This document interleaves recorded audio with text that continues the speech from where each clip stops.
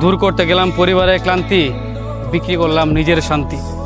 হয়তো এখনও সফল হতে পারি নাই, কিন্তু আমাকে দেখে যেই সব মানুষগুলো মজা নিচ্ছে তাদেরকে বলি, আরে ভাই, আমিও কিন্তু মধ্যবিত্ত পরিবারের আদরের সন্তান ছিলাম।